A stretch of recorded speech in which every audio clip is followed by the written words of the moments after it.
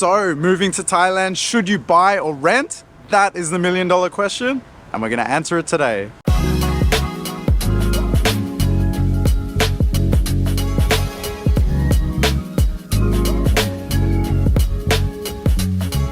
So today here in Bangkok, we're going to be taking a look at a condo building, having a look at how much it costs to buy, how much it costs to rent, looking at some statistics of inflation, depreciation, and working out what the best option is for you if you were to move here to Thailand.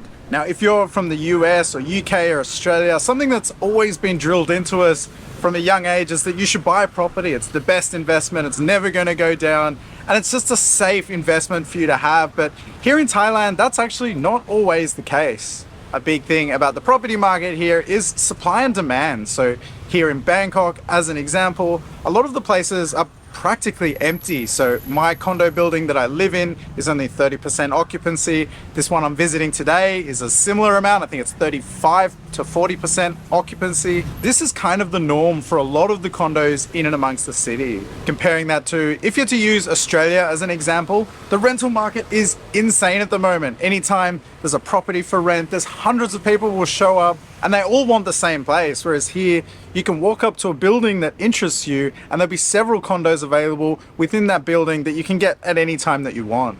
This also goes for places that are for sale. There's places that sit here for years and years on end. I've been to condo buildings that are 10 years old that have never had a single tenant in them. Not the whole building, I mean the actual condo has never had a tenant.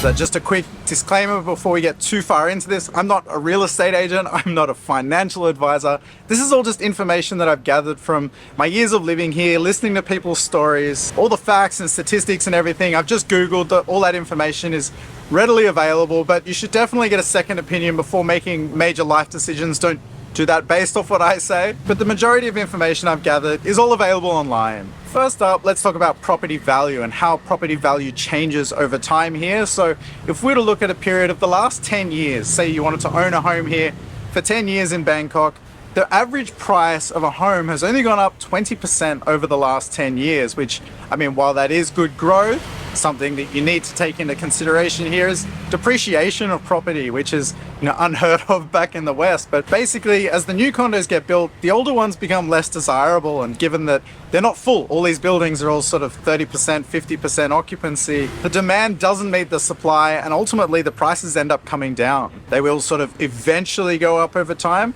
but how much is sort of debatable. The average price of rent has actually jumped up quite considerably. So over the last 10 years has gone up 50%, which is a big jump, but this is, and again, keep this in mind, this is the average price of rent. So an individual condo won't necessarily jump up 50% because of the depreciation. And this is where it gets tricky. And I think this is the thing that a lot of people miss when deciding if they want to rent or buy. So while the average condo price may go up 50% in the next 10 years, that doesn't necessarily mean this individual condo will. So if you do want to buy a property here, the thing to think of is how long do you want to have it?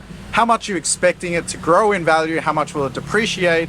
Are you paying it off up front? Like if you have all that money ready, or are you paying a loan that has interest that will take away from that profit?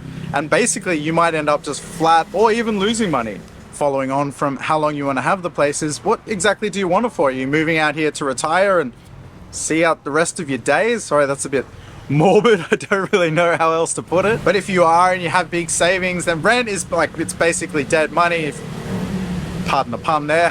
Jeez, this got dark all of a sudden. But basically, if you do buy, you then have an asset that you can leave to pass on to another family member or whatever you want to do with it after that. Why duration is important, and this is where it gets really interesting, is let's crunch some numbers and look at some facts of how much these places cost to buy versus how much they cost to rent. Let's take a little look inside this condo and check out what it's like.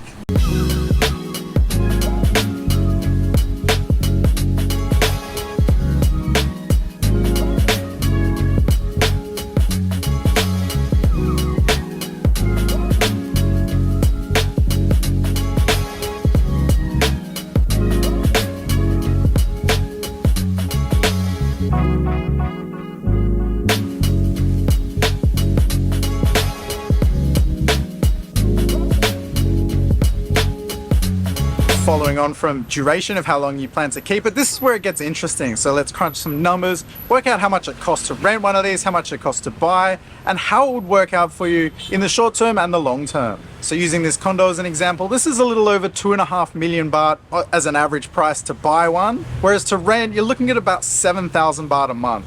Now I've kind of just chosen a middle range price. There's slightly cheaper and slightly more expensive. For rent, it's always better to go higher, even though a lot of the times you can actually bargain down the price of rent here, which is a great thing, and again, unheard of in the West. And a lot of places offer cool incentives, like if you're to pay 6 months up front or a year up front, they'll bring the price down for you even more. So let's just say, for argument's sake, the rent value didn't go up and that didn't change. That's 30 years of rent, or close to 30 years of rent, to cover the same amount of cost to buy the actual condo. Now, of course, rent will go up, but there's also costs involved. If you own a condo, you need to pay maintenance fees. There'll be one-off costs. If you own a place for 30 years, I'm sure within that time frame, a lot of stuff within the condo will need replacing. You'll also need to do little things like update your furnishing, service your air conditioner, all these things that are covered for you if you rent, that you'll have to pay for if you buy. Then you have to add in maintenance costs of the building, and they could do major upgrades on the building and you'd be left with a huge bill. That's something that you're not guaranteed and is a risk for you going in, whereas if you rent, you don't even have to worry about that. Facilities. Something to keep in mind here is a lot of the condos in Thailand, in Bangkok especially, have all these amazing facilities like movie cinemas and swimming pools and onsens and gardens, all these things that require staff and upkeep. You're gonna have to pay for that.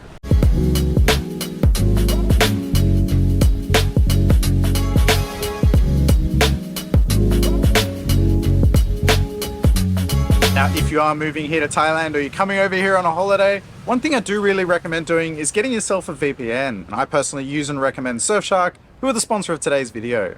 But Surfshark is an amazing VPN provider. I've been using them. God, they've been sponsoring me for a little over a year now. I've been using them for a few years. And the reason that I started with them is it's a brand that I truly believe in. They're a great VPN provider. And when you travel or you live overseas or you're always on the move, even if you're not, it's something you definitely need for your security.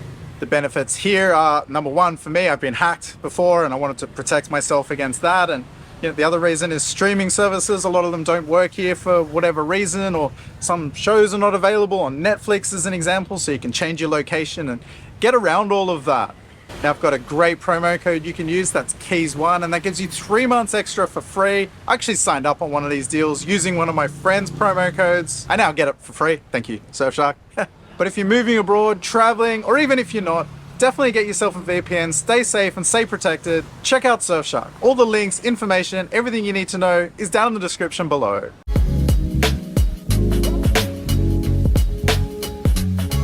One of the real risks with buying a property here is location. While you may love living here now, you might want to move one day. When I first moved to Bangkok, I thought I wanted to live in one part of the city. And in my time of living here, I've changed 2 or 3 times of the place that I find most desirable that I want to live in. And if you buy a place, you're locked into that. And selling isn't always easy here because, as I said earlier, so many places are available. There's more supply than demand. And the majority of the time, a quick flip is not really possible here. The advantage for renting here is if you want to move around and explore different areas, you can. If you are thinking to buy here, a great idea would be to come out and rent first. You can try different areas, see where you want to live. You can look at things like Airbnb, do extended stays. I actually found the place I live in now through Airbnb, but I tried a month, all in different parts of the city until I found the part of the city that I liked. I actually got lucky and ended up finding the actual condo that I liked. But something to keep in mind is just because you like something now doesn't mean in 30 years time you're still going to want to be in the same place. To add on to that, let's just say you want to sell this place, it's not going to be as desirable in 30 years. Think of all the new buildings, all the new styling, how much things will change, how much the city will change over the next 30 years. It's really impossible to predict the future here. This brings me to my next point, and possibly the biggest challenge here is you can't predict the future here. A lot of the times places change, new buildings will pop up.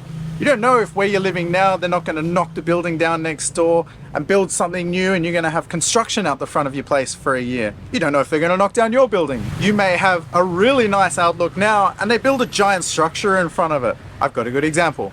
This is a great example behind me here. So this is a brand new MRT station that's just been built. If you can see the places here, this was a big open street before this station was built.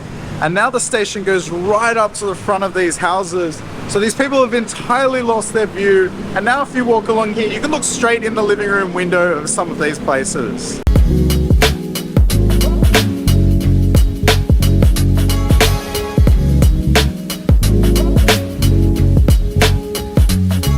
Something a lot of people want to know is Bangkok a good place for an investment property? And I mean, it could be, it could also very much not be, for the reasons that I've mentioned here. For short term, I would say it's definitely not, given that the value doesn't climb up all that much year on year. And then of course you need to factor in all the additional fees and extra things that you may have to pay along the way just for an investment property. So are you better off to buy or rent here? That's going to depend entirely on your situation, and hopefully throughout this video this gave a little bit of clarity to you and can help you figure out what is the best option for you, because the things that's been drilled into us our whole lives might not necessarily apply here.